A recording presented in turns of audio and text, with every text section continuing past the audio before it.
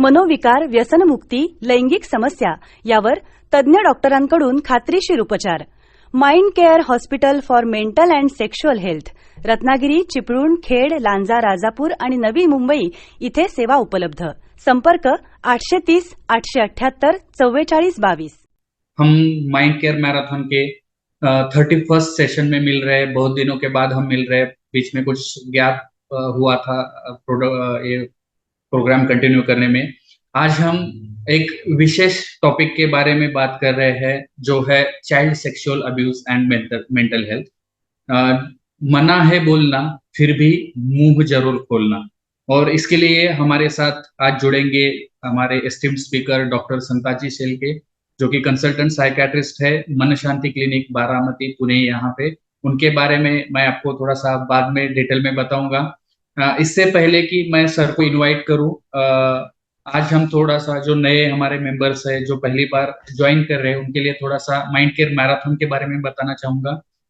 ये mind care marathon जो है वो आम लोगों के लिए है, साइकोलॉजिस्ट के लिए है, जनरल प्रैक्टिशनर्स के लिए है, एनजीओ वर्कर्स के लिए है, टीचर्स के लिए है, स्टूडेंट्स के लिए है, या ये समझे कि उन हर व्यक्ति के लिए है जो जानते हैं कि मेंटल हेल्थ या फिर हमारा मानसिक आरोग्य एक आरोग्य का एक महत्वपूर्ण भाग है और वो उस बारे में जानकारी जानना चाहते हैं. ये जो माइंड केयर मैराथन है 42 हफ्ते चलने वाला है, 42 मंगलवार चलने वाला है, जो कि 42 ऑनलाइन लाइव सेशन होंगे जिसमें भारत के बेस्ट मनोविकार तज्ञ आपके साथ बात करेंगे, आपको एक नए टॉपिक के बारे में मतलब जानकारी देंगे. इसमें एंट्री बिल्कुल फ्री है. सर्टिफिकेट ऑफ अटेंडेंस आपको मिलेगा. अगर किसी को चाहिए होगा तो मैं उनके लिए डिटेल शेयर करूंगा. और सबसे इम्पोर्टेंट, हम इसको इंटरेस्टिंग बनाने के लिए क्विज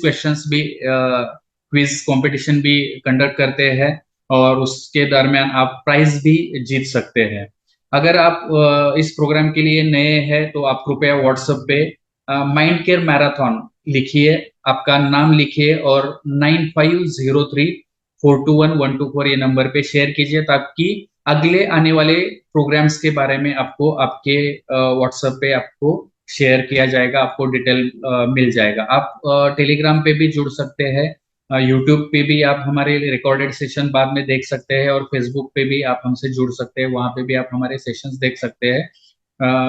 माइंड के ये व्हाट्सएप पे आपको मैसेज आने के लिए आपको ये जो नंबर है आपको सेव करना जरूरी है और ये मैसेज सेंड करना जरूरी है. कभी कभार टेक्निकल इश्यूज की वजह से व्हाट्सएप पे मैसेजेस आपको नहीं मिल सकते, तो आप रिक्वेस्ट है कि आप फेसबुक और माइंड केयर का जो टेलीग्राम चैनल है उस पर भी जुड़िए ताकि आप कोई जो लिंक है वो मिस ना करें. थोड़ा सा क्विज कंपटीशन के बारे में, 2 प्रश्न हम पूछेंगे जिसमें जो दोनों प्रश्नों के उत्तर देंगे, फास्टेस्ट आंसर देंगे तो उनको हम विजेता चुनेंगे. 3 विजेता हम चुनेंगे. आपको ये रिक्वायर्ड है कि आपको जो आंसर देना है वो 9503421124 ये नंबर पे देना है. ये नंबर आप सेव रखिए, नंबर चैट बॉक्स में भी दिया हुआ है, नंबर सेव कीजिए और व्हाट्सएप ओपन रखिए ताकि आप तुरंत रिप्लाई दे सके. जवाब आप अगर चैट बॉक्स में देते हैं तो वो कंसीडर नहीं किया जाएगा. जो विनर्स है उनको माइंड केयर मैराथन का टी शर्ट आपको भेजा जाएगा और आप 25% ऑफ भी मिलेगा माइंड केयर के प्रोडक्ट्स पे, जो कि कंसल्टेशन हो सकता है या फिर कोई वर्कशॉप हो तो उसमें भी आप 25% ऑफ पा सकते हैं. जिन्हें सर्टिफिकेट चाहिए होगा उनसे रिक्वेस्ट है कि आप कृपया आपका नाम और /सर्टिफिकेट ऐसे लिख के 8308784422 इस नंबर पे भेजिए. नंबर चैट बॉक्स में दिया हुआ है, उसके ऊपर आप कृपया आपका मैसेज, नाम और सर्टिफिकेट मैसेज कीजिए. आप आपका सर्टिफिकेट जो है कल या परसों facebook.com/mindcare22 से डाउनलोड कर सकते हैं या लिंक आपको वहां पे शेयर की जाएगी. ये जो आप देख रहे हैं हमारे पिछले बार के विनर है. पिछले सेशन में जो विनर्स थे 21 फरवरी को हमारा लास्ट सेशन हुआ था, उसके ये विनर है पिंकी शाहजी जो कि पुणे से है, मिताली पाटिल और तीसरे जो है डॉक्टर रेखा जी. मैं फिर से इन सभी तीनों विनर्स को मैं बधाइयां देना चाहूंगा, कॉन्ग्रेचुलेट करना चाहूंगा और उन सभी को जो पार्टिसिपेट हुए थे उनको भी कॉन्ग्रेचुलेट करना चाहूंगा. पिछली बार सभी से रिक्वेस्ट है कि आप एक्टिवली पार्टिसिपेट हो जाइए, आप आंसर देने की कोशिश कीजिए ताकि आपको भी पता चले कि आप क्या क्या सीख पाए हैं। और रिक्वेस्ट है कि एंड तक जुड़े रहिए ताकि दोनों भी क्वेश्चन के रिप्लाई आप दे सके। पहला जो क्वेश्चन हम पूछेंगे वो हमारा जो मैं स्पीकर से जो क्वेश्चन पूछूंगा, सर से जो क्वेश्चन पूछूंगा, वो सेशन या वो पार्ट होने के बाद में पहला क्वेश्चन पूछा जाएगा। और दूसरा जो क्वेश्चन है वो ऑडियंस राउंड खत्म होते होते पूछा जाएगा। तो रिक्वेस्ट है सभी से कि एंड तक जुड़े रहिए और एक्टिवली पार्टिसिपेट कीजिए। आपका भी नॉलेज बढ़ेगा और आप प्राइज भी जीत सकते हैं। तो इसी के साथ हम आज के टॉपिक के तरफ बढ़ेंगे, जिसका नाम है मना है बोलना फिर भी मुंह जरूर खोलना। इसके लिए आज हमारे साथ जुड़ेंगे डॉक्टर संताजी शेलके सर, जो कि कंसल्टेंट साइकेट्रिस्ट है मन शांति क्लिनिक यहाँ पे बारामती पुणे में। सर के बारे में मैं आपको बताना चाहूंगा, सर सोशल मीडिया पे बहुत एक्टिव है या फिर अवेयरनेस प्रोग्राम में बहुत एक्टिव है। बहुत सारे प्रोग्राम्स वो अपने लोकल लेवल पे कंडक्ट करते हैं। हालांकि वो मतलब छोटे छोटे प्रोग्राम्स भी कंडक्ट करते हैं और बड़े प्रोग्राम्स भी कंडक्ट करते हैं। सोशल मीडिया पे भी वो एक्टिव है और वो अवेयरनेस का काम कर रहे हैं। तो ज्यादा टाइम न लेते हुए मैं हमारे जो आज के स्पीकर है उनको इनवाइट करना चाहूंगा।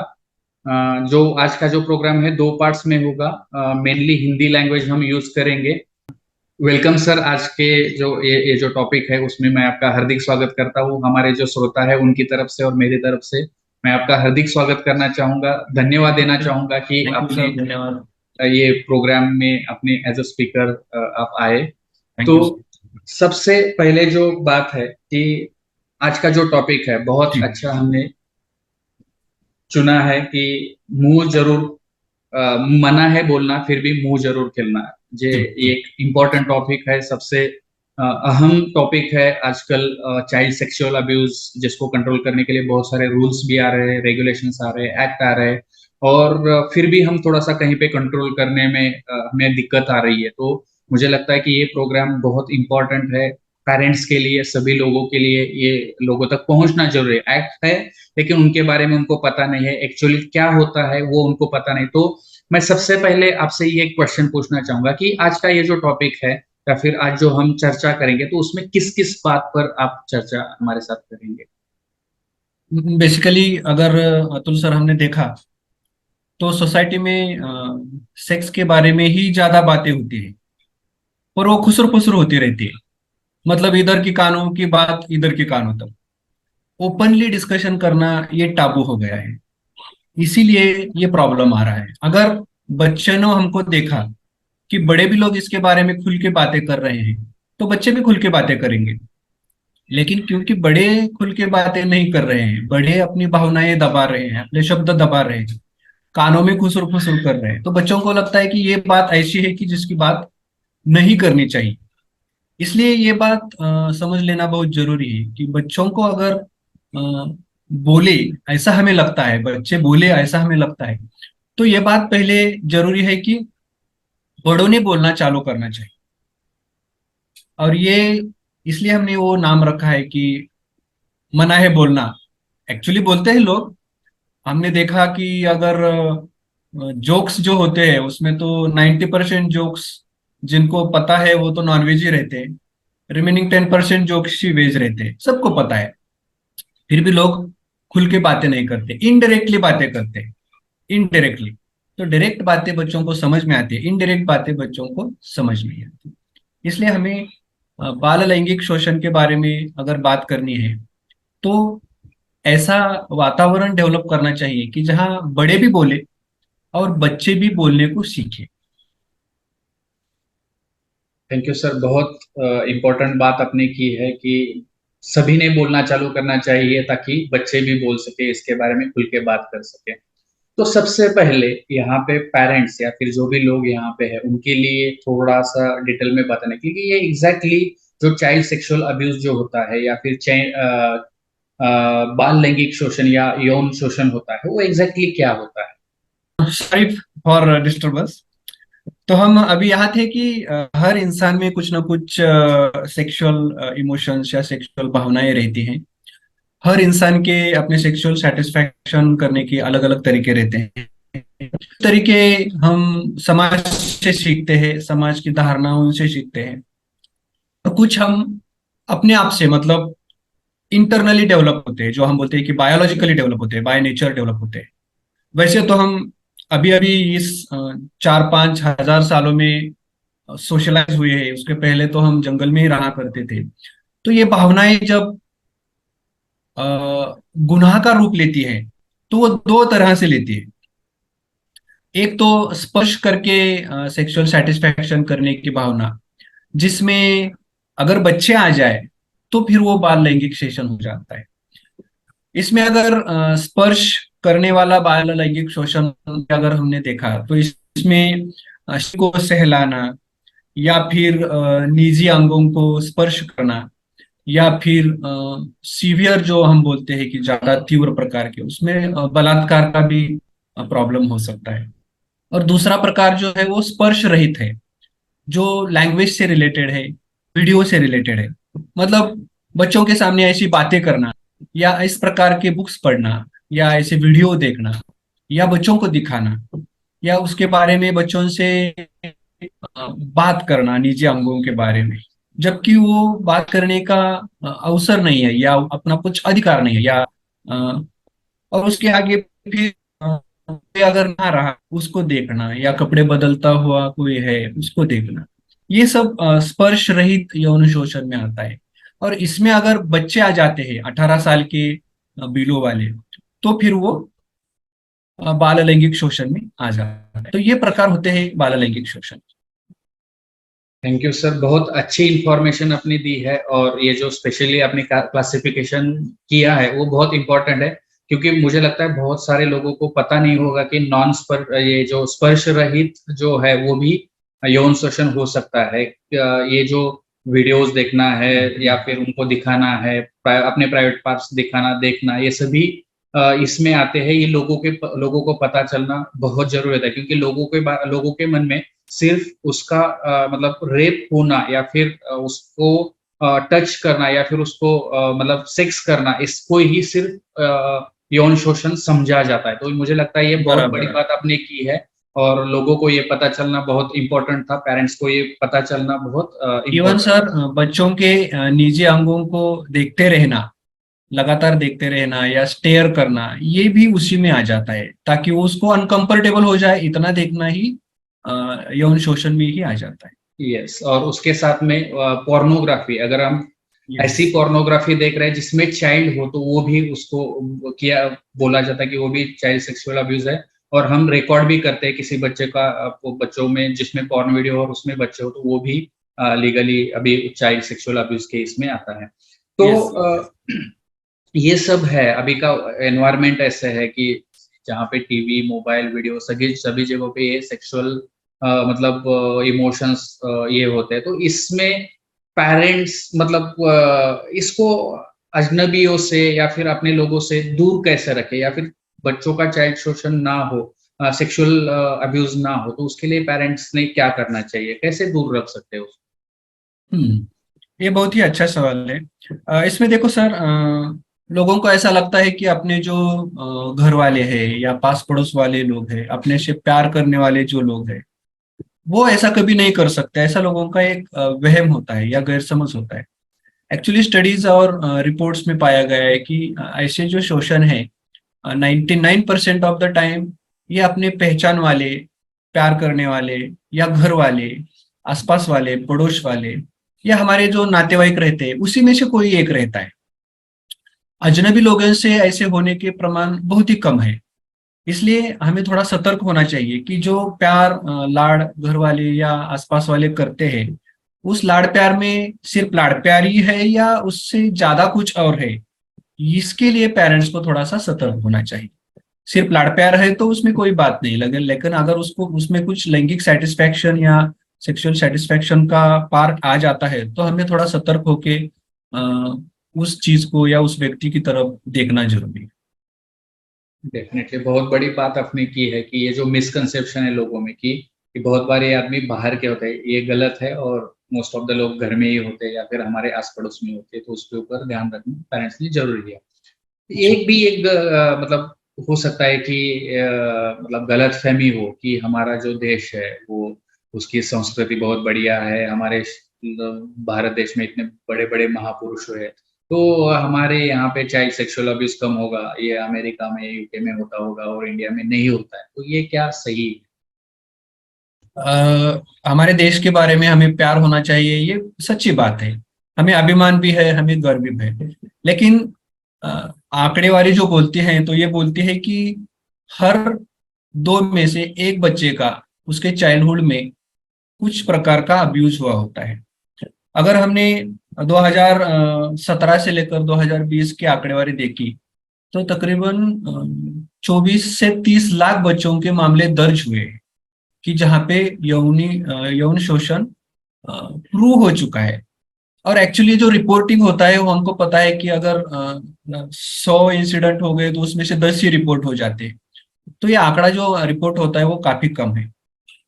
इसलिए अगर भी हमारी भूमि महापुरुषों की है, फिर भी हमें थोड़ा सतर्क होकर इस चीज की तरफ देखना चाहिए, क्योंकि हमारे समाज में सब लोग लैंगिक भावनाएं और लैंगिक चीजों के बारे में बातें नहीं करते हैं। इसलिए ये दबाई हुई बातें फिर बच्चों को समझ में नहीं आती इनडायरेक्टली, और बच्चे इसका शिकार बन जाते हैं। बड़े थोड़ा कम शिकार बनेंगे, लेकिन बच्चे इसका इजीली शिकार बनते हैं, क्योंकि ये जो करने वाले लोग होते हैं यौन शोषण, ये काफी मतलब चालाक दिमाग वाले या शातिर दिमाग वाले होते हैं।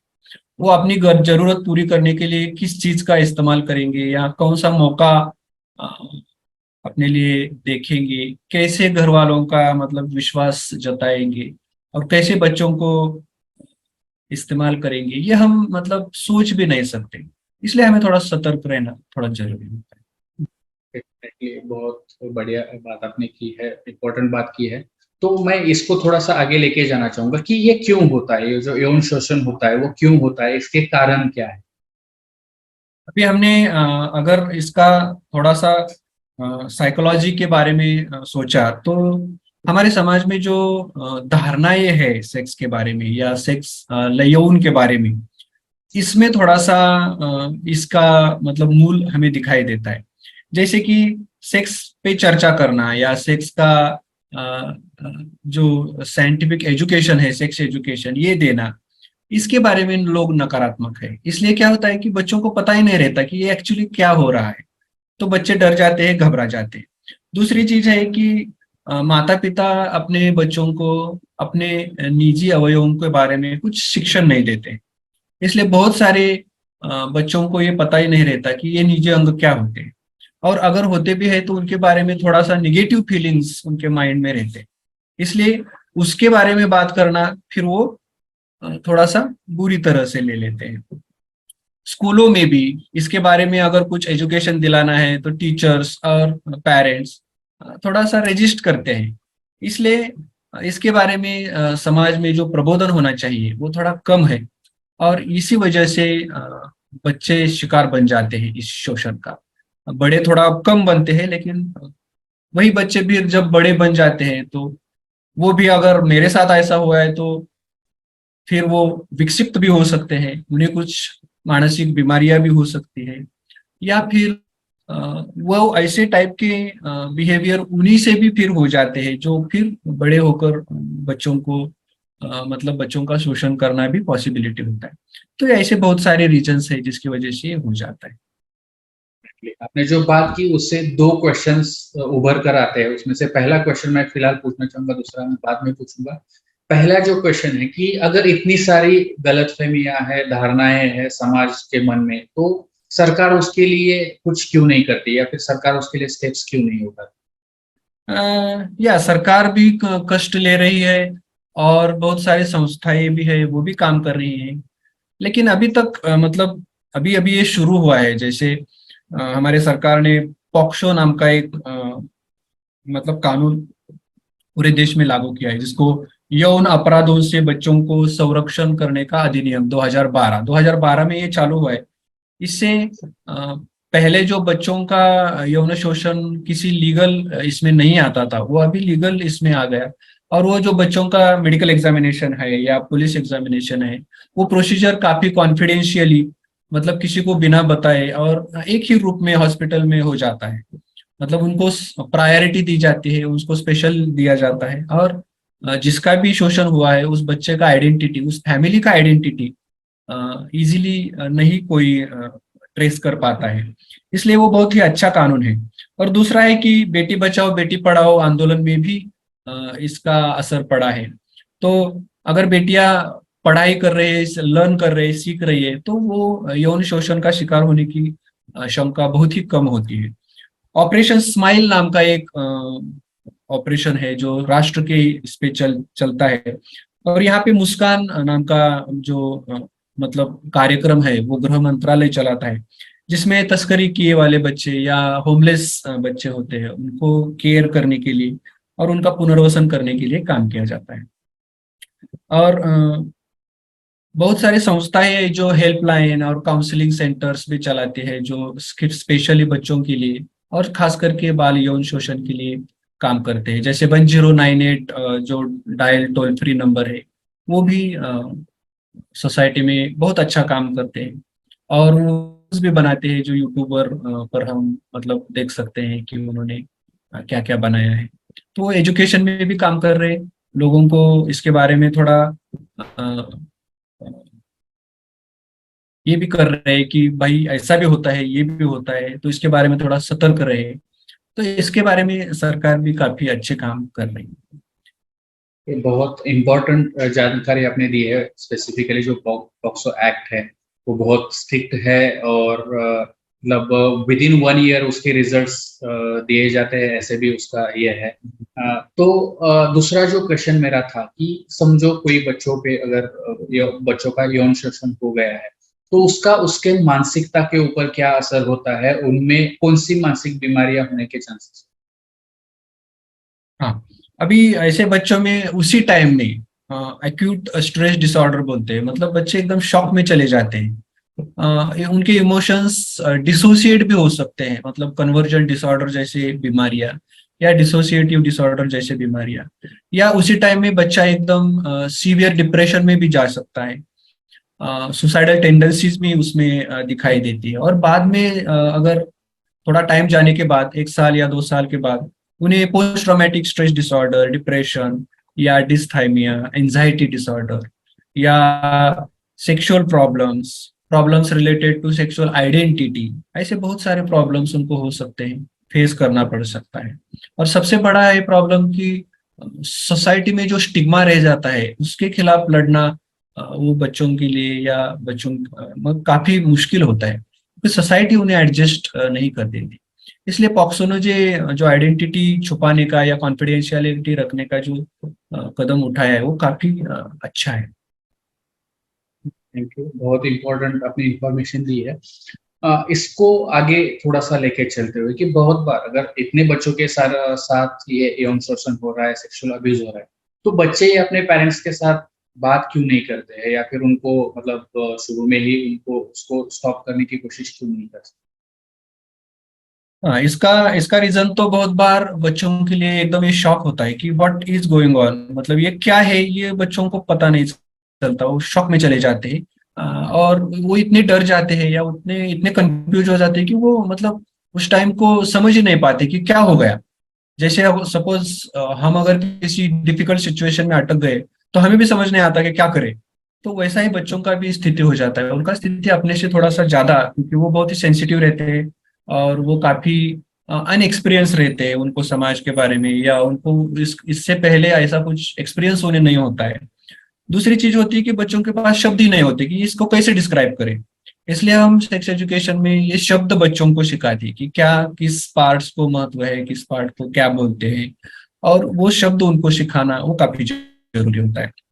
दूसरा है कि जो व्यक्ति जो है वो बहुत बार लाड़ प्यार करने वाला व्यक्ति होता है, और वो फैमिली मेंबर में से ही एक होता है, और वो फैमिली का काफी विश्वास जीत चुका होता है। इसलिए उसके खिलाफ बोलना मतलब कुछ तो आफत अपने ही ऊपर आने वाली है, इस टाइप में बच्चे सोचने लगते हैं। कभी कभी वो व्यक्ति उस बच्चे में अपराध भाव या लज्जा भाव भी भर देता है कि तुम ऐसे ही हो, तुम इसी लायक हो। बहुत बार तो उनको बोला जाता है कि तुम ये जो पार्ट्स है ये बुरे होते हैं, या ऐसा करने के बाद हम इन्हें शुद्ध कर रहे हैं, वैसे वैसा। ऐसा कुछ भी बता के उनको फुसलाया जाता है। दूसरी चीज, अगर वो पेरेंट्स के पास आते भी है तो बहुत बार पेरेंट्स उनकी बात को मानते नहीं है, उनको बोलते हैं कि ऐसा कभी होता नहीं, बच्चों को क्या समझ में आता है। ऐसा अगर बोलने से हो जाता है तो फिर पेरेंट्स का विश्वास भी बच्चे मतलब खो देते हैं, और बाद में फिर वो बताना भी बंद कर देते हैं। तो एक तो वो सहन लेते हैं, या फिर वो सफर होते हैं। तो इसलिए हमें ये जरूरी है देखना कि बच्चे अगर नहीं बता रहे हैं तो फिर क्या क्या कर सकते हैं हम कि जो बच्चे बोल सके। तो इसके लिए बहुत जरूरी है कि घर का जो वातावरण है वो ऐसा रखे कि जहाँ हम सुने बच्चों की सुने, और बच्चों के बिहेवियर से भी हमें बहुत कुछ पता चल सकता है कि क्या चल रहा है बच्चों की लाइफ में। तो आप जो बात कर रहे हैं कि एक तो एनवायरनमेंट रखना चाहिए, वो ठीक है। जो दूसरी आपने बात की कि हमें बच्चों के बर्ताव से पता चल सकता है कि ऐसे कुछ तो हो रहा है या फिर उसका यौन शोषण हो रहा है, लैंगिक शोषण हो रहा है।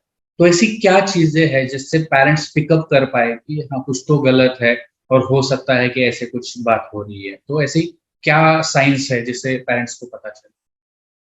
हाँ, बराबर। अगर बच्चे बता नहीं रहे तो बच्चे इनडायरेक्टली उनके बिहेवियर में से या उनके बर्ताव में से हमें सिग्नल दे देते हैं कि कुछ तो प्रॉब्लम हुआ है। जरूरी नहीं कि ये सिम्टम है तो इसका मतलब बाल यौन शोषण ही है, पर कुछ तो है। तो बच्चों को अगर ऐसे प्रॉब्लम है तो पेरेंट्स को सतर्क होना जरूरी है। जैसे कि एकदम खेल कूद करने वाला आनंदी बच्चा अगर दुखी हो जाए या मायूस हो जाए, अकेला अकेला रहने लगे, बच्चों में खेलने को जाने को ना करने लगे, या एकदम सा ऐसे एडल्ट जैसे बर्ताव करने लगे, एडल्ट जैसे बातें करने लगे, गाली वाली बकने लगे, या गुस्सा करने लगे, चिड़चिड़ करने लगे, या फिर आत्महत्या की कोशिश करने लगे, या फिर उनमें शारीरिक लक्षण जैसे कि उनके लिंग में सूजन आना, जैसे योनि या लिंग, ये जो निजी अंग रहते हैं वहां पे सूजन आना, वहां से खून बहना, या वहां पे बार बार इन्फेक्शन होना, ये सब चीजें अगर हो रही है तो जरूर कुछ तो प्रॉब्लम है। हमें थोड़ा सतर्क होना चाहिए, ध्यान देना चाहिए। कभी कभी जो अन्याय करने वाली व्यक्ति होती है उसका डर उन बच्चों में रह जाता है, इसलिए वो उन्हें पसंद करना बंद कर देते हैं। या कभी कभी ऐसा उल्टा भी हो जाता है कि वो हमेशा उन्हीं के साथ रहना पसंद करते हैं, ऐसा भी हो जाता है। तो ये दोनों की तरफ ध्यान देना जरूरी है। और ये बहुत बार अपने घर में ही होता है, इसलिए घर में बच्चों का क्या चल रहा है, या अपने आसपास के परिसर, गार्डन या स्कूल या ग्राउंड या बस जो हम ट्रांसपोर्ट में यूज करते हैं, या अपने रिश्तेदारों के घर, यहाँ पे हमारा बच्चा क्या कर रहा है, किधर है, किसके साथ नहीं है। तो ये थोड़ा सा देखना जरूरी है, और इसका कोरिलेशन कहीं पे लगता है तो उसके बारे में थोड़ा सा ज्यादा छानबीन करना, बच्चे से खुल के बात करना काफी जरूरी होता है। Definitely sir. तो हम ये देखें, आपने जो बात की कि बच्चों पे इसका बहुत बुरा असर होता है, उनके मेंटालिटी पे बहुत बुरा असर हो सकता है, उनको मतलब मानसिक बीमारियों से भी सफर करना पड़ सकता है। तो ये सोचते हुए कि ये इतना सीरियस है, तो पेरेंट्स उसे रोकने के लिए पेरेंट्स क्या कर सकते हैं, समाज क्या कर सकता है, या फिर स्कूल में, स्पेसिफिकली स्कूल में भी ये बहुत बार होता है। हमने बहुत केसेस हाल ही में देखे कि टीचर ने बच्चों के साथ ऐसे बर्ताव किया, फिर लैंगिक शोषण किया। तो स्कूल में क्या किया जा सकता है, समाज इसके लिए क्या कर सकता है, और पेरेंट्स इसके लिए, इसको रोकने के लिए क्या कर सकते अच्छा, अभी पेरेंट्स इसके लिए घर में बच्चों को स्कूल में तो गुड टच और बैड टच ये सिखाते हैं, मतलब सुरक्षित स्पर्श और असुरक्षित स्पर्श, ये बहुत बार स्कूल में ही सिखाया जाता है। लेकिन वो उसका फॉलोअप नहीं होता है। फॉलोअप मतलब क्या कि अगर कोई चीज हमें बताई अभी तो हम एक साल बाद भूल जाते हैं, या हम उसे अप्लाई करना नहीं जानते। एक साल बाद शायद हम भूल जाते हैं कि हमने क्या एक साल पहले पढ़ा है। तो ये थोड़ा सा फ्रिक्वेंटली होना जरूरी है। ये काम पेरेंट्स घर में कर सकते हैं। अभी बच्चों को ये कब चालू करें सिखाना, ये अगर कोई पेरेंट पूछे तो 5 साल का उम्र और उससे ज्यादा, यहाँ पे हमें ये सिखाना जरूरी होता है कि जब बच्चा, ये नाक है, ये आंख है, ये कान है, जब बोलने लगता है तभी से ये एजुकेशन चालू हो जाता है। हमें उनके निजी अंगों का नाम भी उन्हें बताना जरूरी है। अभी इसमें बहुत बार प्रॉब्लम क्या होता है कि जो हम बुक्स में उनके नाम पढ़ते हैं वो नाम, और एक्चुअल समाज में जो उसके नाम लिए होते हैं वो नाम, और हमारी गालियों में निजी अंगों के जो नाम होते हैं उसमें काफी डिफरेंस आ जाता है। इसलिए बुक में पढ़ा हुआ नाम कभी कभी बच्चों को समझ में नहीं आता। जो सोसाइटी में यूज किया हुआ नाम होता है वो कभी कभी बच्चे सुनते हैं लेकिन वो कोरिलेट नहीं कर पाते। तो पेरेंट्स जैसे जैसे बच्चे बड़े होंगे वो शब्द यूज करेंगे। अगर कोई बच्चा घर में गाली दे रहा है तो वो गाली का मतलब वो बच्चों को, मतलब ये मत बोलो, ऐसे बोलने की जगह पे वो गाली का मतलब बताना। और ये हर्टफुल है या ये लैंगिक अपराध है या ये भी एक लैंगिक यौन शोषण है। मतलब लैंगिक गाली देना भी एक प्रकार का लैंगिक यौन शोषण है लॉ के हिसाब से। तो ये बच्चों को सिखाना जरूरी है कि ये थोड़ा सा हमें चेंज करना है। दूसरी चीज ये है कि जब पेरेंट्स बच्चे को नहाते हैं या कपड़े बदलते हैं तो उस टाइम में उसका रिवीजन लेना काफी जरूरी है। रिवीजन जरूरी नहीं कि हर रोज ले, लेकिन महीने में एक बार तो उन्हें बताना जरूरी है कि ये इंसान के प्राइवेट या निजी अंग है और इनके बारे में इनको कोई घूर के देखे या इनको कोई टच करने की कोशिश करे या इनको कोई नूड करने की कोशिश करे तो आपको काफी सतर्क होना जरूरी है। आप सेफ नहीं है ये समझ लेना जरूरी है और आपको सेफ होने के लिए कुछ तो करना जरूरी है। तो कुछ करना जरूरी है इसमें फिर उन्हें जो वैयक्तिक सुरक्षा के कुछ नियम है वो उन्हें बताना जरूरी है। पहली चीज तो नियम 1 बताना है उनको कि अगर कोई आपके निजी अंगों की तरफ घूर के देख रहा है या उनको टच करने की कोशिश कर रहा है या फिर उनके ऊपर के कपड़े निकालने की कोशिश कर रहा है या फिर वो व्यक्ति अपने खुद के निजी अंग दिखाने की कोशिश कर रहा है तो उस टाइम सतर्क होना है कि हम असुरक्षित है, लैंगिक रूप से हम असुरक्षित है, हमें मदद लेनी चाहिए। और जब हम असुरक्षित होते हैं या अनसेफ होते हैं तो हम क्या होते हैं, फियरफुल हो जाते हैं। फियर में हमें एक ही करना है, बहुत जोर से चिल्लाना है, ना या नो या जस्ट चिल्लाना है, धक्का देना है और भाग जाना है। भाग कहाँ जाना है, सुरक्षित प्लेस में।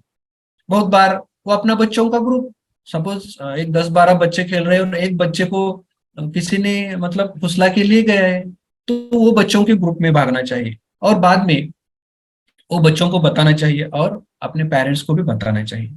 पेरेंट्स को बताना काफी जरूरी है।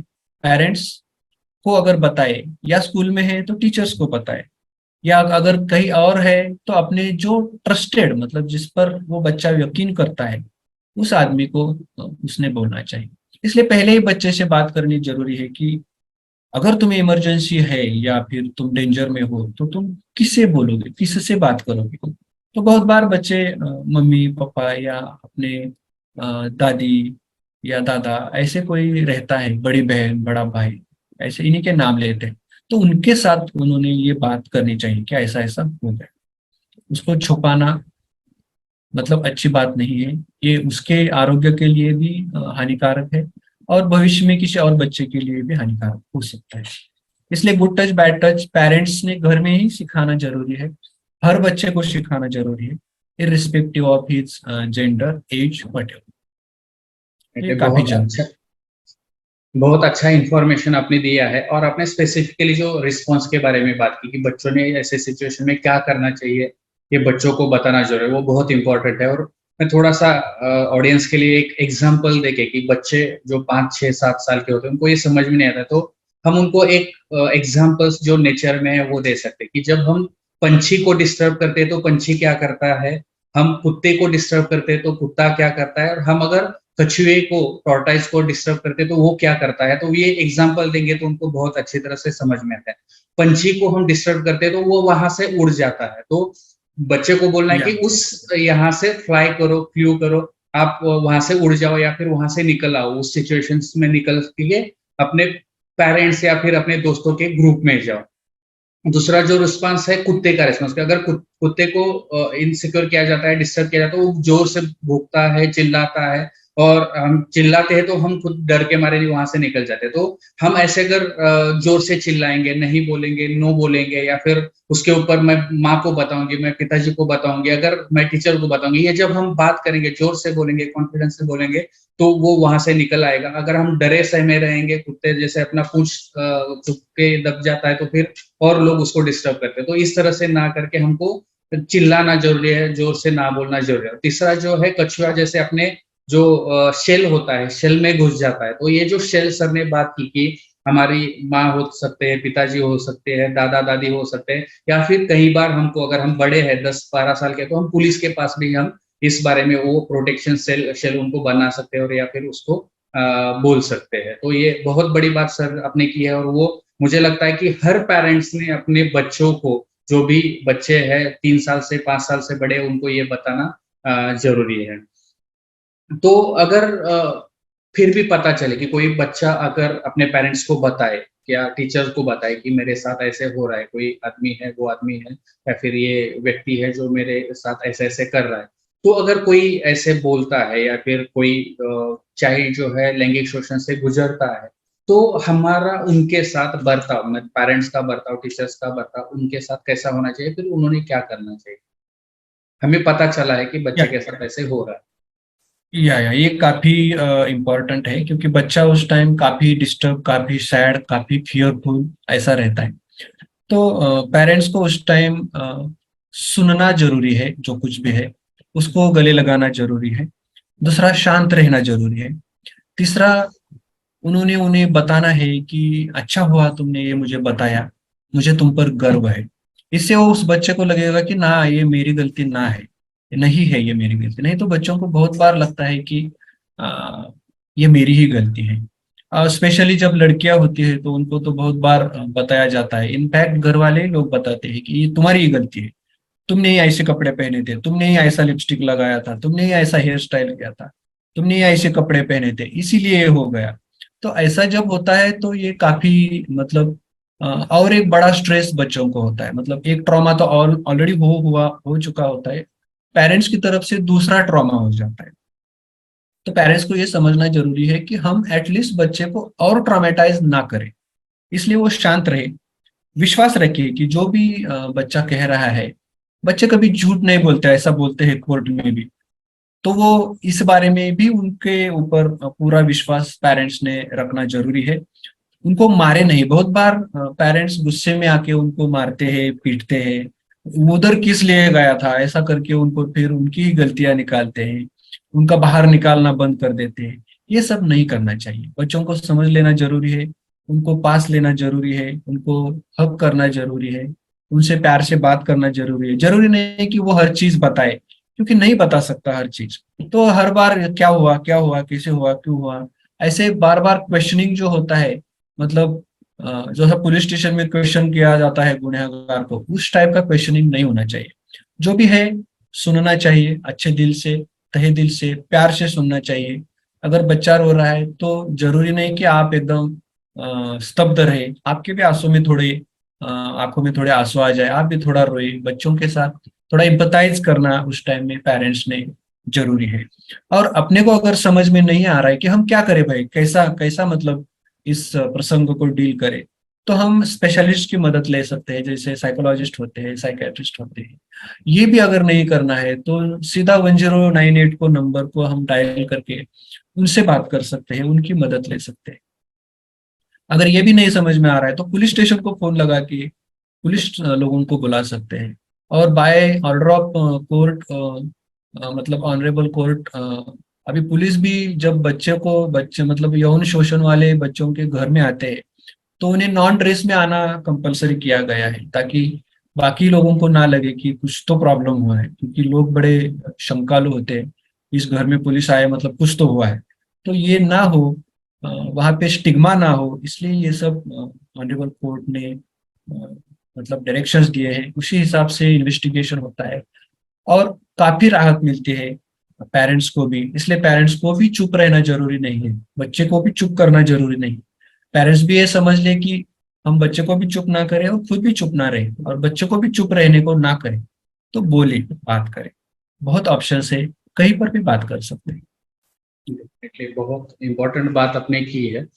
इसके साथ में थोड़ा सा आगे चले जाके कि भविष्य में अपने बच्चों को मतलब सुरक्षित रखना है, अपने बच्चों के साथ ऐसे ना हो, इसलिए पेरेंट्स क्या कर सकते हैं?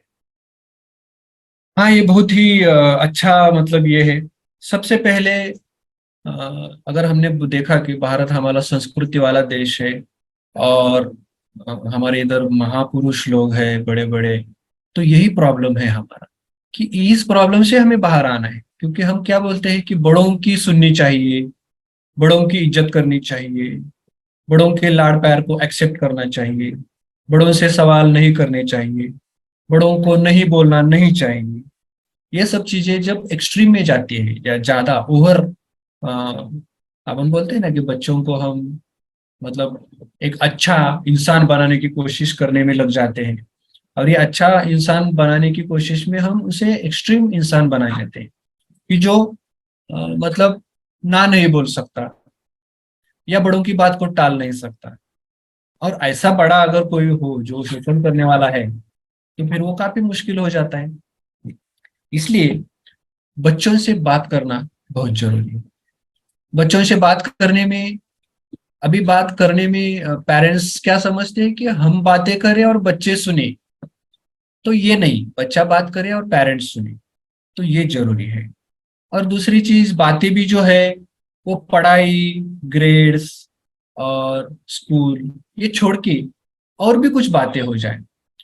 बच्चे जब छोटे होते हैं तो माँ बाप को हर चीज बताते रहते हैं, लेकिन जैसे जैसे पेरेंट्स रिस्पॉन्स करते हैं, निगेटिवली रिस्पॉन्स करने लगते हैं, बच्चे जैसे बड़े हो जाते हैं कुछ चीजें बताना बंद कर देते हैं, और फिर वो चीज काफी घातक होती है जब यौन शोषण होता है। क्योंकि ऐसा व्यक्ति यही देखता है कि कहाँ पे कम्युनिकेशन गैप है, कम्युनिकेशन गैप बिटवीन पेरेंट और चाइल्ड है, तो फिर वो उसके लिए तो काफी बड़ा मौका बन जाता है। इसलिए कम्युनिकेशन गैप नहीं होना चाहिए। दूसरी चीज, बच्चों को इन बड़े बड़े ख्यालों से, बड़े बड़े विचारों से, बड़े बड़े सुविचारों से बाहर निकालना जरूरी है। बच्चों को कभी कभी ना बोलने की परवानगी होनी चाहिए, उन्हें ना बोलना इट्स ओके ऐसा भी बोलना चाहिए। पेरेंट्स ने भी कभी कभी बच्चों को ना बोलना चाहिए, ताकि बच्चों को भी मतलब ना सुनने की आदत होनी चाहिए कि ना सुना भी जा सकता है, ना हम कह भी सकते हैं और फ्री माइंडली कह सकते हैं, ऐसा बच्चों को करना चाहिए।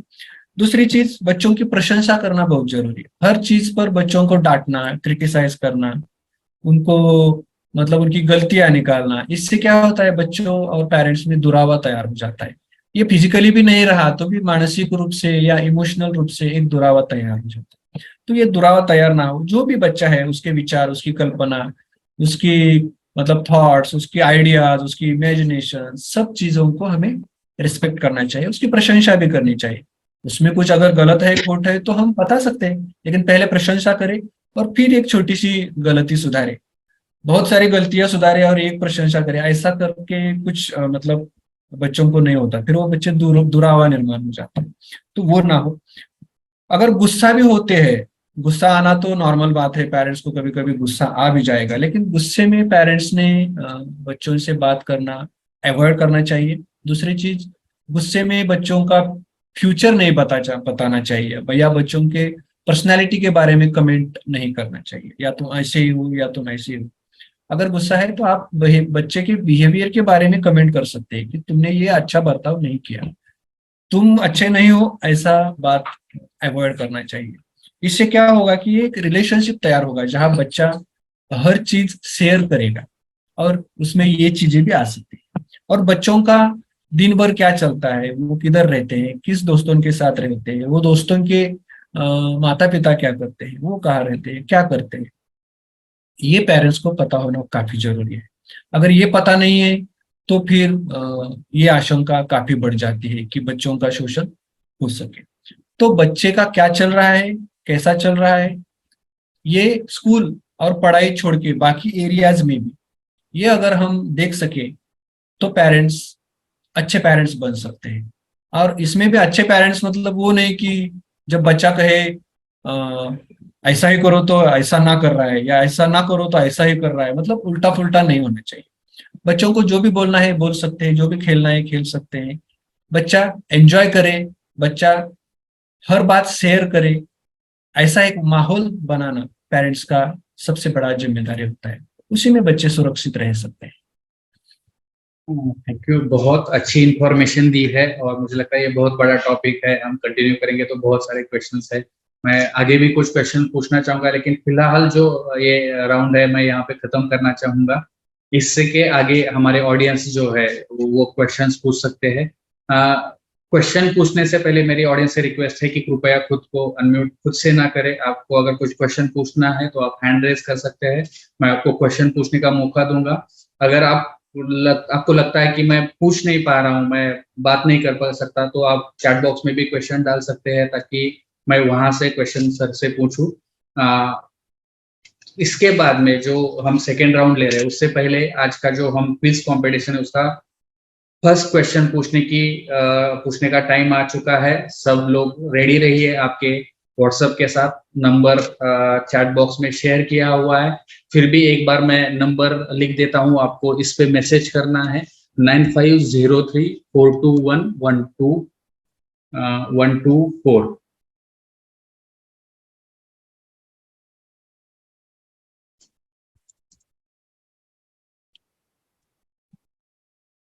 इस पे आपको व्हाट्सअप करना है तो ही ये आपका क्वेश्चन आंसर ग्राह्य माना जाएगा। अगर आप चैट बॉक्स में रिप्लाई करते हैं तो ये नहीं होगा, आपका आंसर नहीं लिया जाएगा। तो आज का हमारा जो पहला प्रश्न है वो है, जो सर ने बताया था कि हम पेरेंट्स कैसे पहचाने कि बच्चों के साथ यौन शोषण हो रहा है। इसमें से कोई भी 3 साइंस आपको बताने हैं, कोई भी 3 चीजें आपको बताने हैं जिससे पेरेंट्स को पता चले कि बच्चों के साथ यौन शोषण हो सकता है, कि उसके साथ यौन शोषण हो रहा है। ये आपका पहला प्रश्न है, आपको व्हाट्सएप पे रिप्लाई करना है, फास्टेस्ट आंसर कंसीडर किए जाएंगे। किसी को अगर कुछ क्वेश्चन पूछना हो तो रिक्वेस्ट है कि आप अपना हैंड रेज करें, तो मैं आपको मौका दूंगा, या फिर आप चैट बॉक्स में भी क्वेश्चन डाल सकते हैं जब तक कि कोई क्वेश्चन आ जाए। सर मैं आपको एक क्वेश्चन पूछना चाहूंगा। ये जो मिथ है कि अगर हमारा बच्चा 15-16 साल का है और वो खुद राजी है सेक्स करने के लिए, या फिर उसके मर्जी से अगर ये लड़की ने या फिर लड़के ने बड़े अबो एज कोई अबो 18 साल से साथ संबंध बनाए हैं, तो क्या ये जायज है या फिर इसको सेक्सुअल अब्यूज कहा जाएगा? क्योंकि बच्चा खुद अपने मर्जी से तैयार है, तो क्या ये सेक्सुअल अब्यूज है? या अभी पॉक्सो का जो लॉ है उसके हिसाब से तो ये मतलब लैंगिक यौन बाल यौन यौन शोषण ही है, क्योंकि 18 का एज उन्होंने फिक्स किया है। 18 का पहले अगर बाय कंसेंट भी सेक्सुअल इंटरकोर्स हो रहा है या ये हो रहा है बच्चों के बीच में, बड़े मतलब 16-17 साल को, तो भी वो पॉक्सो के अंडर आता है। इवन सर अगर 18 के पहले मैरिज भी हो गया तो भी वो पॉक्सो के अंडर आ जाता है, क्योंकि 18 का पहले मैरिज भी इलीगल है और लड़की के साथ संबंध बनाना भी इलीगल माना है। इसलिए जो 18 के पहले मैरिज करते हैं उनमें भी पॉक्सो एक्ट लागू होता है, उनको भी दंड किया जाता है। डेफिनेटली ये लोगों तक पहुंचना बहुत जरूरी है, क्योंकि जो बिना पढ़े लोग हैं उनको ये इसके बारे में मोस्टली मालूम नहीं, और जो पढ़े लोग हैं लगता है कि अगर कंसेंट है तो एज मैटर नहीं करना चाहिए, लेकिन ऐसा नहीं है। 18 का एज के आगे ही कंसेंट वैलिड है, उसके पहले कंसेंट वैलिड नहीं है। डेफिनेटली। यहाँ पे बजरंग जी क्वेश्चन पूछना चाहते हैं। बजरंग जी आप खुद को अनम्यूट कर सकते हैं और क्वेश्चन पूछ सकते हैं। सर आपको खुद को डॉक्टर साहब नमस्कार, मेरी आवाज आ रही है? यस यस जी जी बोलिए। डॉक्टर साहब मुझे ये पूछना है, किसी का चाइल्ड एब्यूज हो जाता है, बलात्कार हो जाता है मेल चाइल्ड का मेल द्वारा, तो क्या वो 20-22 साल के बाद सिजोफ्रेनिक भी हो सकता है? आपने बताया मानसिक बीमारियां आ सकती है, तो क्या वो सिजोफ्रेनिक भी हो सकता है अगर काउंसलिंग नहीं, कुछ नहीं हुई, उसने कुछ नहीं बताया पेरेंट को, मन ही मन रखा तो? जी जी हो सकता है, क्योंकि सिजोफ्रेनिया में जो मतलब डिसोसिएटिव स्टेट आ जाता है जिसमें माइंड स्प्लिट हो जाता है, या उसमें जो डिल्यूजन्स एंड हेलुसिनेशंस होते हैं कि भ्रम होता है, संभ्रम होता है, वो अगर सीवियरली बच्चा अब्यूज्ड है तो होने की आशंका काफी ज्यादा होती है। आप जैसे बोल रहे हैं कि मेल द्वारा मेल का अगर अब्यूज हो गया है और वो बाल मतलब अवस्था में हुआ है, तो सिजोफ्रेनिया होने की आशंका काफी ज्यादा होती है। इसलिए वो बच्चों को सपोर्ट करना काफी जरूरी है, वो बच्चों का रिहैबिलिटेशन करना काफी जरूरी है, उनको लीगल हेल्प, सोशल हेल्प और साइकोलॉजिकल काउंसलिंग हेल्प के द्वारा हम उसको शायद प्रिवेंट कर सकते हैं। अगर किसी को कुछ क्वेश्चन पूछना हो तो कृपया हैंड रेज कीजिए या फिर चैट बॉक्स में क्वेश्चन पूछिए। सर मैं तब तक एक क्वेश्चन पूछना चाहूंगा कि अभी पॉक्सो में जो है कि अगर कोई डॉक्टर के पास में बच्चा आता है या फिर टीचर के पास में बच्चा जाता है और वो बताता है कि मेरे साथ ऐसे हो रहा है, तो उन्हें रिपोर्टिंग करना बहुत मैंडेटरी है। तो मुझे लगता है लोगों को हमारे बीच बड़े बहुत सारे जनरल प्रैक्टिशनर्स भी है, बहुत सारे टीचर्स है, तो उनके लिए ये जानना जरूरी है कि ये रिपोर्टिंग करना चाहिए। तो उसके बारे में मैं चाहूंगा कि आप थोड़ा सा लोगों को।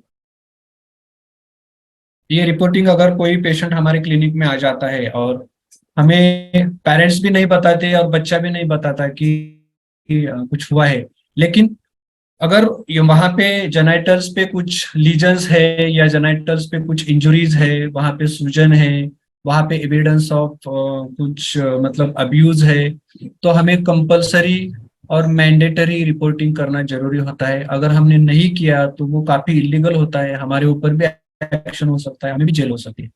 इसलिए वो मतलब उसमें जो रेगुलेशंस दिए है उसी हिसाब से हमें रिपोर्ट करना काफी जरूरी है। अगर पेरेंट्स ना कहे तो भी हमें रिपोर्ट करना जरूरी होता है। अगर हम ना करें और आगे जाके कोई और दूसरा करे और फिर हमारा नाम आ जाए तो हमें तो शिक्षा तो होने ही वाली है, दंड तो होने ही वाला। तो और इसलिए मुझे वो लगता काफी है जरूरी है।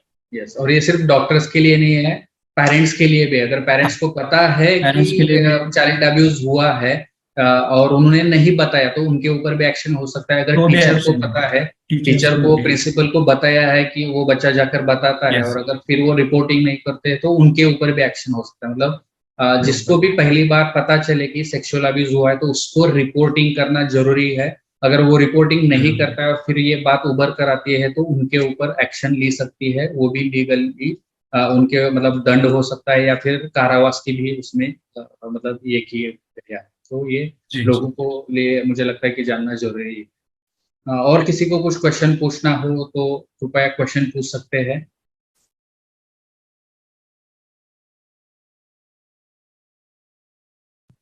जैसे सर ने बोला है कि उस बारे में खुल के बात करना जरूरी है, तो मेरी रिक्वेस्ट है लोगों से, आप मुझे मालूम है कि आपके मन में बहुत सारे क्वेश्चन हैं, लेकिन आप सोच रहे हैं कि मैं कैसे पूछूं, तो ये कृपया आपके दिमाग से निकाल दीजिए। आपको जो भी डाउट हो वो पूछना जरूरी है, आपके मन से ये डाउट निकलना जरूरी है। वृषाली जी यहाँ पे क्वेश्चन पूछना चाहती है। वृषाली जी खुद को अनम्यूट कीजिए और कृपया क्वेश्चन पूछिए। सर जैसे प्री प्राइमरी स्कूल के बच्चे होते हैं या फिर प्राइमरी के बच्चे होते हैं, तो जैसे गुड टच और बैड टच के बारे में आपने बताया, so are there any other activities or something so that we can take all this good touch and bad touch in a very creative way so that it will be a very clear to all kids? And whatever you have said, like 3 activities about the animal like dog and all that I have understood, but is there any other activity in which way we can make them more aware and we can creatively tell them?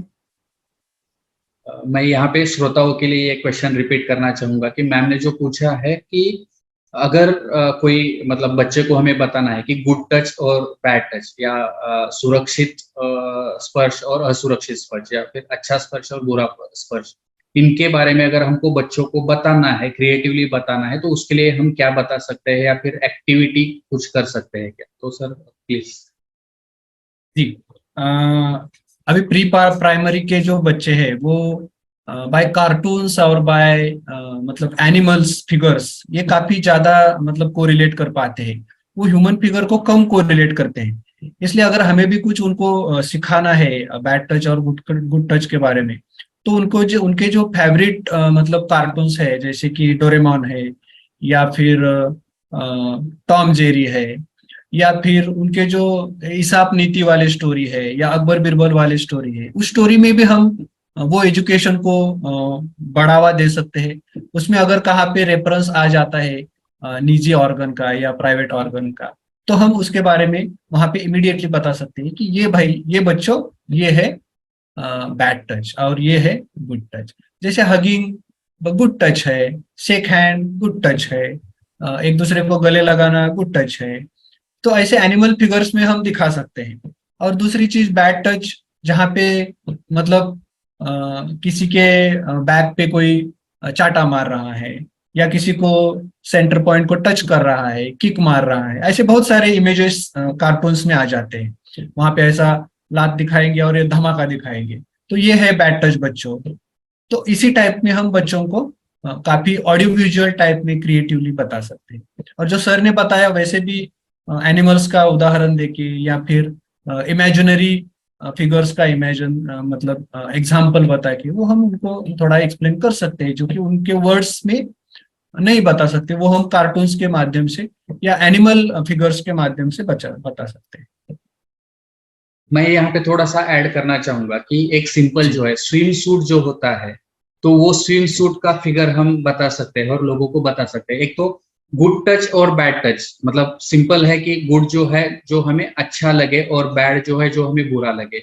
जहां पे touch करके हमें बुरा लगता है तो वो bad touch है, ये एक सिंपल है। दूसरा जो है कि एवरी प्राइवेट पार्ट टच, मतलब जो प्राइवेट पार्ट है, प्राइवेट पार्ट को किया गया कोई भी टच जो है माँ और पिताजी को छोड़ के, या फिर कई वक्त के बाद में सिर्फ माँ को छोड़ के, या फिर in the presence of mother, मतलब ब्रदर या फादर के प्रेजेंस में अगर कोई डॉक्टर चेक करता है तो वो बस नॉर्मल है। उसके बिना कोई भी प्राइवेट पार्ट को टच किया जाता है। प्राइवेट पार्ट्स मतलब ये कि हम उनको फिगर निकाल के दे सकते हैं कि बच्ची है या फिर बच्चा है और उसको उसने स्विमिंग सूट पहना है, तो वो स्विमिंग सूट से कवर किया हुआ हर पार्ट प्राइवेट पार्ट है। और ये प्राइवेट पार्ट किसी को दिखा नहीं सकते हैं, टच नहीं करने दे सकते हैं, और किसी का देखना है, ना किसी को टच करना, किसी का टच करना है। तो ये सिंपल हम उनको बता सकते हैं। ये सबसे इंपॉर्टेंट कि हर प्राइवेट पार्ट का टच बुरा टच है। बहुत बार ऐसे हो सकता है कि जो एडोलेसेंस में आ रहे हैं, 12-13 साल की लड़की है, लड़का है, तो उनके अगर प्राइवेट पार्ट को टच करे तो वो उनको गुदगुदी हो सकती है, अच्छा लग सकता है। हालांकि उनको अच्छा लग रहा है, गुदगुदी हो रही है, इसका मतलब ये नहीं कि वो गुड टच है, ये भी बैड टच है। मतलब एवरी प्राइवेट पार्ट, मतलब कोई भी प्राइवेट पार्ट को अगर टच करता है तो वो बैड टच है। और हमें अगर अनकंफर्टेबल होता है, कोई हमारे गाल पे भी किस कर रहा है लेकिन वो कुछ तो अलग उसका इंटेंशन और वो गलत तरीके से कर रहा है, तो हमें वो डिफरेंस पता चल जाता है, तो वो बच्चों को बोल सकते हैं कि ये बुरा टच है। तो मुझे लगता है कि वो स्विम सूट वाला की प्राइवेट पार्ट्स ये है, और यहाँ पे टच किया गया बिल्कुल ही मतलब बैड टच ही है। और उसको दो चीजें कि देखना, मतलब बहुत बार क्या होता है कि सिर्फ लोगों को बच्चों को ये सिखाते हैं कि अगर यहाँ पे किसी ने टच किया या फिर ये किसी ने देखा, आपको कपड़े रिमूव करने के लिए बोला और दिखाने के लिए बोला, तो ये गलत है। ऐसे नहीं है।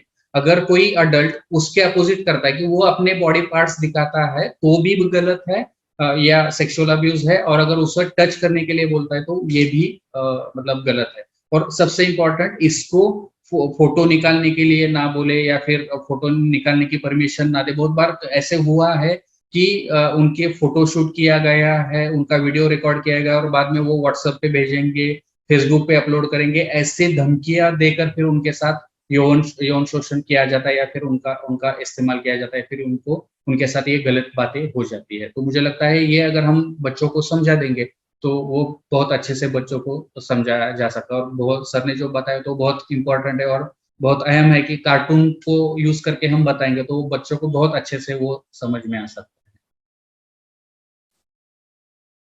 है। और किसी को कुछ क्वेश्चन पूछना हो तो कृपया क्वेश्चन पूछ सकते हैं।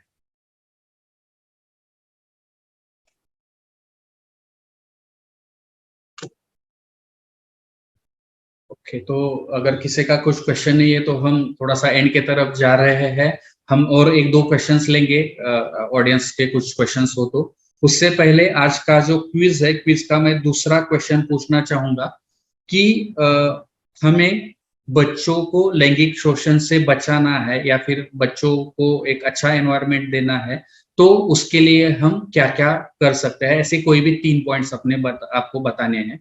बच्चों को अगर यौन शोषण से बचाना है तो पेरेंट्स, टीचर्स या फिर स्कूल में क्या क्या स्टेप्स उठाए जा सकते हैं। सर, जब तक कि मैं हमारे आज के विनर्स ढूंढूं, मैं रिक्वेस्ट चाहूंगा कि मैं थोड़ा सा मोबाइल में देखूं। तब तक आपको अगर कुछ लगता है कि कुछ बातें इंपॉर्टेंट है और हमने बताई नहीं है, तो मेरी रिक्वेस्ट है कि कृपया आप थोड़ा सा कंटिन्यू कीजिए। अभी गुड टच और बैड टच के बारे में हमारे जो डॉक्टर भूषण शुक्ल सर है, उन्होंने एक काफी अच्छा वीडियो यूट्यूब पर डाउनलोड किया हुआ है। वो पेरेंट्स और मतलब जो भी इंटरेस्टेड लोग हैं वो देख सकते हैं। वहां पे उन्होंने काफी अच्छे से वो नियम जो है और गुड टच क्या है बैड टच क्या है वो कैसे मतलब पेरेंट्स भी अपने बच्चों को सिखा सकते हैं और टीचर्स भी सिखा सकते हैं, वो काफी अच्छे तरह उन्होंने वहां पे मतलब बताया है। और मतलब क्या होता है बच्चों के मन पे इसका असर या शरीर पे उसके उसके असर, और अ, बच्चों के ओवरऑल जीवन में इस यौन शोषण का क्या परिणाम हो सकता है, इसका भी एक अच्छा video I think child helpline ने बनाया हुआ है जो यूट्यूब पर अवेलेबल है। एक लड़की का वीडियो है और वो मतलब कार्टून वीडियो है। वो काफी अच्छे से कोरिलेट कर सकते हैं पेरेंट्स की क्या बच्चों पे गुजरता है और कैसे माता पिता ने उनके साथ पेश आना चाहिए। जबकि घर के कई लोग तो बच्ची को ही दोष देते हैं, लेकिन पेरेंट्स अगर बच्ची बच्ची के या बच्चों के साथ है तो मतलब बच्चों को काफी प्रेरणा मिलती है, उत्साह मिलता है, उससे वो इसी बुरे प्रसंग में भी उभर आते हैं और अपना अच्छा फ्यूचर बना सकते हैं। इसलिए अगर ऑडियो विजुअल की मदद लेना है तो यूट्यूब पर जाके ये 2-3 वीडियो भी हम देख सकते हैं। थैंक यू सर, बहुत अच्छी इंपॉर्टेंट इंफॉर्मेशन आपने दी है। थोड़ा सा सर मैं पॉक्सो के बारे में भी बात करना चाहूंगा कि कौन से साइलेंट फीचर्स है पॉक्सो के जो यहाँ पे लोगों ने जानना जरूरी है। कुछ चीजों के बारे में हमने बात की है, फिर भी अगर कुछ बचा है तो मुझे लगता है पॉक्सो, क्योंकि ये बहुत इंपॉर्टेंट एक्ट है और फिर भी लोगों को इसके बारे में बहुत कुछ बातें पता नहीं। बराबर। अभी क्या है, लोगों के मन में थोड़ा डर भी रहता है कोर्ट के बारे में, पुलिस के बारे में और हॉस्पिटल के बारे में। और पॉक्सो में ये तीनों चीजों को इतना सिंपल बनाया है ऑनरेबल कोर्ट ने कि अगर पुलिस में गए तो आपको पहला नंबर दिया जाता है, आपको बिल्कुल भी लेट नहीं किया जाता है, आपके साथ 2 पुलिस ऑफिसर अच्छे से तैनात किए जाते हैं, आपको सुरक्षा दी जाती है, आपका नाम आपके फैमिली का नाम कभी भी बाहर नहीं आता। अगर भी कोई पत्रकार आते हैं या रिपोर्टर आ जाते हैं तो आपके फैमिली का नाम या आपके फैमिली का कोई भी पहचान वाला सिग्नल उनको नहीं दिया जाता है, इसलिए वो काफी कॉन्फिडेंशियल रह जाता है। फैमिली का नाम या बच्चे का नाम कभी भी बाहर नहीं आता। दूसरी चीज, डॉक्टर्स मतलब जहाँ पे ये सब एग्जामिनेशन होता है वो भी उन्होंने मतलब काफी फास्ट करने के लिए कहा गया है, 1 रूप के अंडर कहा गया है कहने के लिए। अगर सपोज गायनेक वार्ड में वो लड़की एडमिट हो जाती है तो सभी फैकल्टीज को वहीं पे बुलाया जाता है एग्जामिनेशन के लिए या इंटरव्यू के लिए, और उसको कहीं रेफर नहीं किया जाता कि इस वार्ड में जाओ, उस वार्ड में जाओ, उधर जाओ, उस डिपार्टमेंट से जाओ, ऐसा नहीं किया जाता। तीसरी चीज, कोर्ट ऑफ लॉ में भी उनको प्रायोरिटी दी जाती है। आपने जैसे कहा कि 1 साल के अंदर अंदर वो मतलब जो भी कोई व्यक्ति है अपराधी उसको सजा दी जाती है। और फैमिली का और बच्चे का पुनर्वसन के लिए या मानसिक रिहैबिलिटेशन के लिए psychological help, psychiatric help, social help, even financial help government से दी जाती है, और वो भी टोटली फ्री ऑफ कॉस्ट।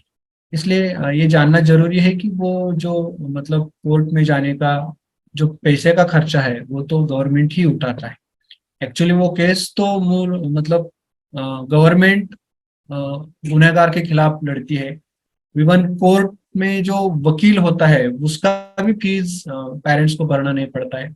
इसलिए वो काफी सिंपल बना है, काफी मतलब पेरेंट्स को कोई तकलीफ ज्यादा नहीं होती है, फाइनेंशियली भी नहीं होती है और सोशली भी नहीं होती, स्टिग्मा भी नहीं रहता और न्याय भी मिल जाता है, और उस गुनहगार को शिक्षा होकर फिर आगे और बच्चों के होने वाले शोषण को भी रोका जाता है। इसलिए पॉक्सो काफी अच्छे से काम कर। Sir thank you very much. और टाइम है आज के विनर्स का। हमारे सबसे पहले जो बजरंग जी क्वेश्चन पूछना चाहते हैं, एक लास्ट क्वेश्चन हम लेंगे। बजरंग जी आप खुद को अनम्यूट कर सकते हैं और क्वेश्चन पूछ सकते हैं।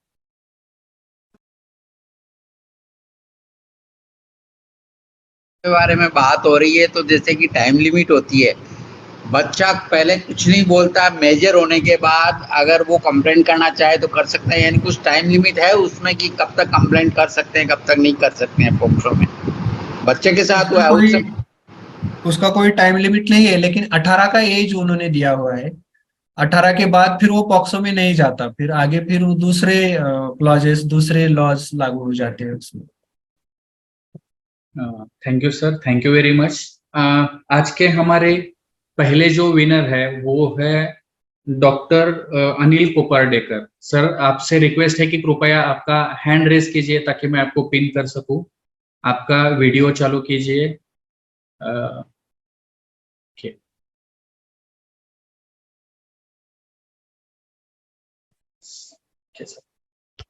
कॉन्ग्रेचुलेशन सर, आज के आप पहले विनर है। सबसे पहले तो मैं आपसे पूछना चाहूंगा कि आप कृपया आपका नाम बताइए, आप कहाँ से है, आप क्या करते हैं, ये आपको बताना है। और दूसरा जो है, आज का सेशन आपको कैसे लगा, और तीसरा आज के सेशन में से सबसे इम्पोर्टेंट चीज आपको क्या मिली, या फिर आज से सबसे बड़ी सीख आपको क्या मिली। Okay, thank you doctor Atul. मैं डॉक्टर अनिल कोपरकर हूँ। मैं फिलहाल एसोसिएट प्रोफेसर हूँ एम्स गोरखपुर में, department of community medicine and family medicine में। वैसे तो मैं नागपुर से बिलोंग करता हूँ। और जैसे डॉक्टर अतुल ने कहा कि मैं फर्स्ट विनर हूँ, लेकिन मैं कहना चाहूँगा कि फर्स्ट विनर तो डॉक्टर अतुल और डॉक्टर संता जी है, क्योंकि आज इन्होंने वो टॉपिक चूज किया और काफी सिंपल वर्ड्स में, जो सभी के लिए काफी हेल्पफुल रहे, ऐसे वर्ड्स में क्वेश्चंस भी अच्छे पूछे गए और उसके एक्सप्लेनेशन भी काफी अच्छे दिए गए ताकि वो प्रैक्टिकली हेल्पफुल रहे। तो यही सक्सेस होता है ऐसे टॉपिक को हैंडल करने के लिए और सबको यानी सबके पास पहुंचाने के लिए। So congratulation everyone. काफी अच्छा रहा, बहुत सारी लर्निंग हुई। संता जी सर ने और अतुल सर ने जो कन्वर्सेशन प्लान किया और जो सबके आगे रखा वो काफी इफेक्टिव है। मैं चाहूंगा कि ऐसे प्रोग्राम्स बहुत फ्रिक्वेंटली हो, क्योंकि ये टॉपिक जैसे कि मैं देख रहा हूँ कि 40 to 50 पार्टिसिपेंट्स थे, हालांकि मैं ज्यादा एक्सपेक्ट कर रहा था। जैसे आपने अतुल सर ने कहा कि ये काफी हेजिटेट करते, this is one of the problem, और इसे काफी कई लोग निग्लिजिबल भी समझते हैं, दैट इज अनदर प्रॉब्लम। ये काफी गंभीर है और thank you for this kind of training workshop. Thank you. Thank you, sir. Thank you very much and congratulations once again. Thank you. हमारे नेक्स्ट विनर है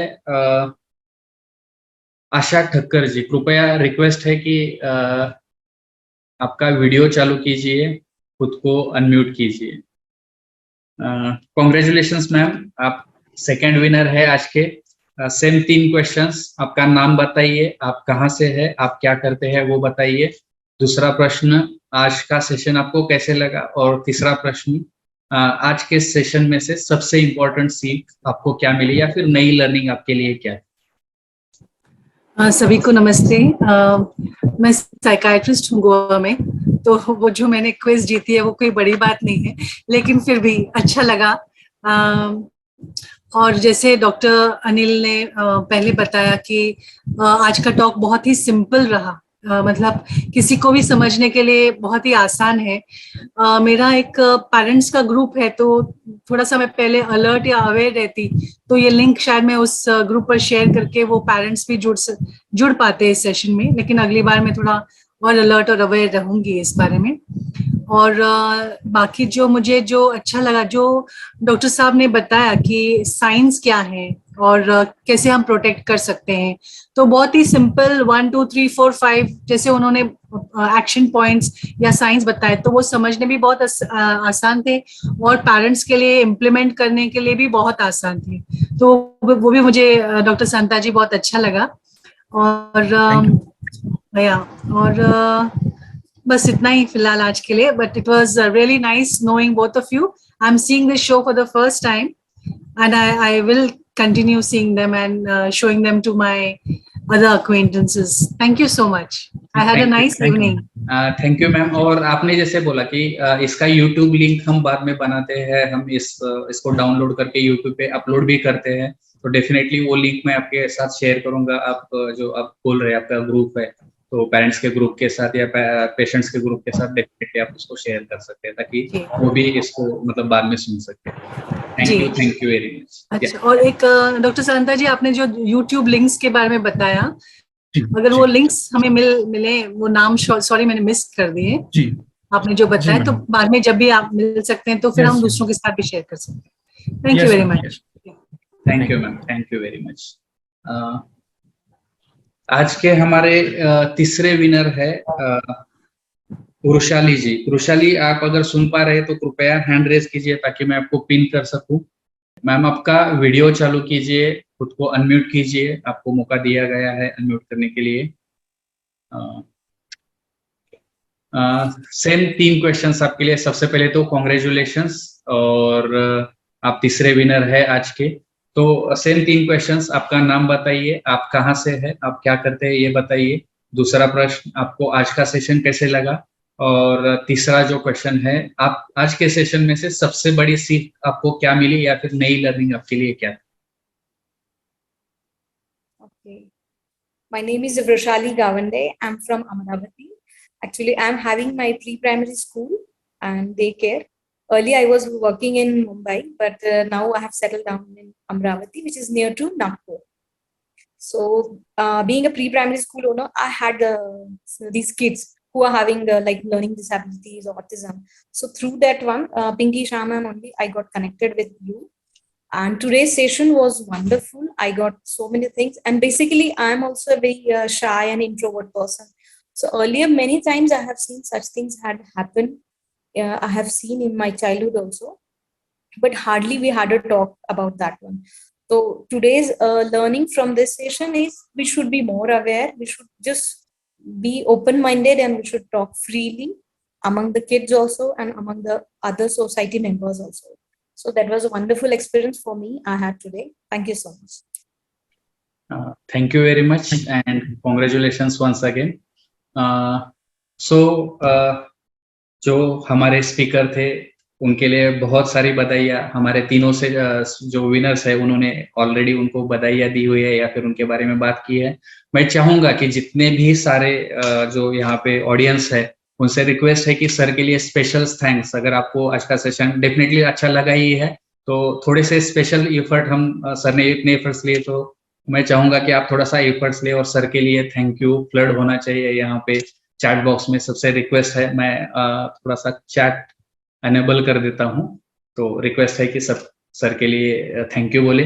तब तक सर मैं आपको स्पेशल धन्यवाद देना चाहूंगा. आपने ये टॉपिक लिया, बहुत इंपॉर्टेंट टॉपिक था और इतने अच्छे से आपने समझाया कि लोगों को अच्छा लगा, लोगों तक गया और लोग, मुझे डेफिनेटली श्योर है कि ये लोग आगे लेके जाएंगे. जैसे मैम जो टीचर थी, सर मतलब वो तो कर ही रहे काम, कोपरकर सर है या फिर मैम है तो ऑलरेडी वर्किंग कर रहे हैं इसके लिए.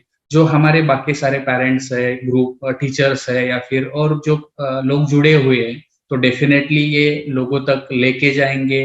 इसके बारे में लोगों में अवेयरनेस लाएंगे, बच्चों में अवेयरनेस लाएंगे और उसका लोगों को फायदा होगा और इसका क्रेडिट बाद में डेफिनेटली आपको जाएगा. तो एक बार फिर से आपको धन्यवाद देना चाहूंगा. आपके लिए डेफिनेटली थैंक्स आ रहे हैं बहुत सारे, या फिर थैंक यू के मैसेजेस आ रहे हैं. Thank you sir. जाते जाते आपको भी बहुत सारा थैंक यू सर, धन्यवाद. जाते जाते आपको भी बहुत सारा धन्यवाद. आपने जो मतलब ये मैराथन अरेंज किया है, मुझे लगता है ये काफी हेल्पफुल है लोगों के लिए. This is I think noble and great social work. Thank you for that. Thank you very much. Thank you for जाते inviting me for जाते आखिरी मैसेज आप लोगों को क्या देंगे. जाते जाते मैं इतना ही बोलूंगा कि बड़े हुए तो क्या हुआ, बातें तो करो. बच्चों से एक्सपेक्ट नहीं है, लेकिन बड़े बातें करें तो बच्चे भी अपने आप बातें करना चालू करेंगे. So let us talk. बातें करेंगे, थोड़ा नॉनवेज बातें करेंगे तो बच्चे भी सीख जाएंगे. कानों में नहीं, अभी आंखों में देख के बातें करें. Thank you sir, thank you very much, thank you once again.